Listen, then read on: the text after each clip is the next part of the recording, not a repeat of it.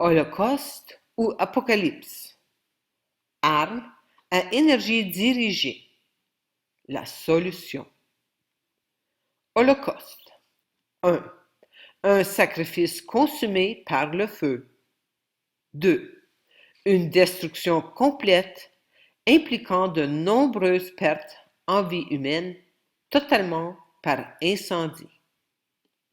Sur la base de cette définition, ce qui s'est passé à Maui, à Hawaï, le 8 août 2023, est un holocauste. C'était un sacrifice, surtout celui des enfants. Ils barricadent désormais la zone du sacrifice avec un mur noir, de sorte qu'il n'y a absolument aucun accès ni possibilité d'enquêter sur ce qui s'est passé. Sur cette capture d'écran, il est évident que les arbres n'ont pas brûlé, mais que les maisons sont devenues poussière. Dans ce quartier, ce ne sont pas les maisons qui ont brûlé, mais les voitures, c'est-à-dire que le métal est détruit. Apocalypse. La destruction finale, complète du monde, telle que décrite dans le livre biblique de l'Apocalypse. 2. Un événement entraînant une destruction ou un dommage à une échelle catastrophique. Rappelez-vous le sens littéral de l'Apocalypse. Le livre de l'Apocalypse dans le Nouveau Testament porte le titre littéral en grec, Apocalypse de Jean. Le mot Apocalypse signifie révélation, ce qui est découvert. Il vient du mot grec qui signifie littéralement retirer le couvercle de quelque chose. Le mal révèle son plan. Le plan est dévoilé à la vue de tous. Réjouissons-nous, car la folie absurde que nous vivons force de plus en plus de personnes à s'éveiller. Cependant, nous devons avoir de la compassion pour ceux qui sont incapables de s'éveiller, parce que les injections ont créé une séparation avec l'âme individuelle. Le seul moyen de sortir de la matrice est la non-conformité. Les monnaies numériques de la Banque centrale rendront impossible le fonctionnement dans le système. Je ne suis pas intéressé par la survie qui mène à la mort inévitable. Je choisis de vivre à tout prix. Je suis certaine que les courageux doivent choisir de sortir complètement de la matrice d'ici novembre 2023. Veuillez consulter les nombreuses vidéos que j'ai créées sur les spirales des ondes temporelles. J'ai été béni, car mon expérience en prison m'a forcé à quitter le Canada et ce qui semblait être une vie parfaite en tant que dentiste très prospère et mère de 2 merveilleux enfants. Il faut beaucoup de courage pour sauter dans l'inconnu complet, mais c'est une nécessité absolue dans cette crise évolutive. Aujourd'hui, je suis en mesure d'accompagner des personnes qui ont choisi la vie. À seulement 2 km de notre ferme, j'ai découvert un petit lotissement. On peut acheter un terrain de 1000 mètres carrés avec une maison de 3 chambres pour 60 000 € au taux de change d'aujourd'hui.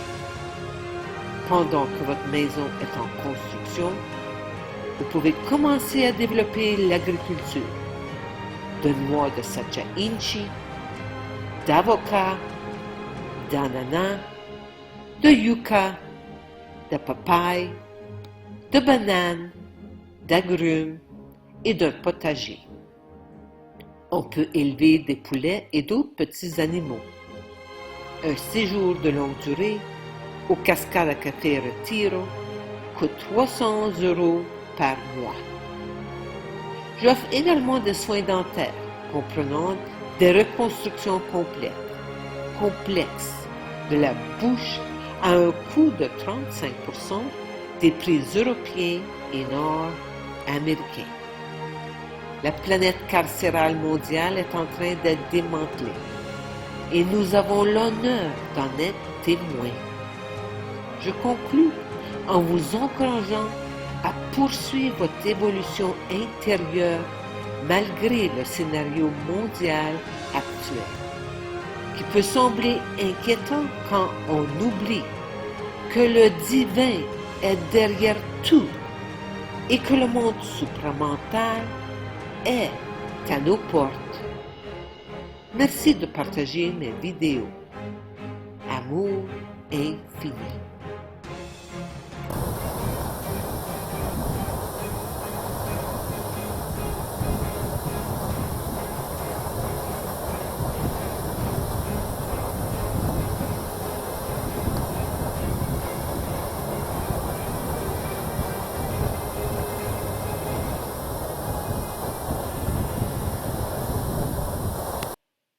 En 1972, Les limites de la croissance est publié par le Club de Rome. Le livre suggérait qu'un dépeuplement humain rapide sauverait la planète. Nous devons donc assassiner 6 à 7 milliards de personnes en cherchant un ennemi commun contre lequel nous pourrions nous unir. Nous avons eu l'idée que la pollution, le réchauffement climatique, les pénuries d'eau, la famine, etc. feraient l'affaire. Club de Rome. Le climat de la Terre change. Il l'a toujours fait parce qu'il est cyclique. Mais ce que nous observons aujourd'hui n'est pas uniquement dû au cycle naturel. Les incendies qui étaient partout dans le monde sont imputés au changement climatique.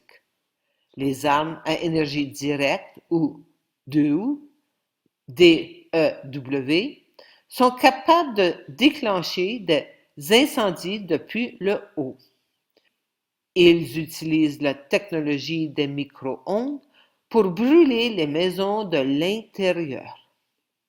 En 2013, les grands médias ont rapporté que nous sommes capables de produire de la pluie et des éclairs. Les gouvernements tirent des faisceaux laser pour réparer le climat. Faire pleuvoir est possible depuis des décennies et nous avons parcouru un long chemin depuis.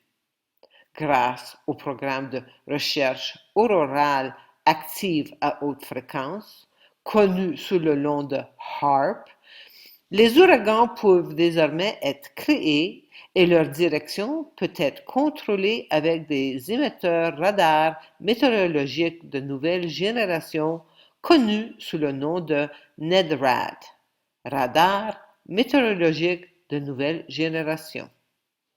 NEXRAD peut déclencher des tremblements de terre. Les tremblements de terre et les explosifs peuvent déclencher des tsunamis. Ce sont les technologies que nous connaissons et qui ne laissent place qu'aux volcans et aux tornades. Un ancien officier du renseignement américain a récemment déclaré à l'État de la Nation que les États-Unis avaient déjà déclenché un volcan. L'explosion du volcan Hunga Tonga Hunga Ha'apai s'est produite le 15 janvier 2022 au Tonga. Nous n'en avons pas entendu parler parce qu'il était sous l'eau.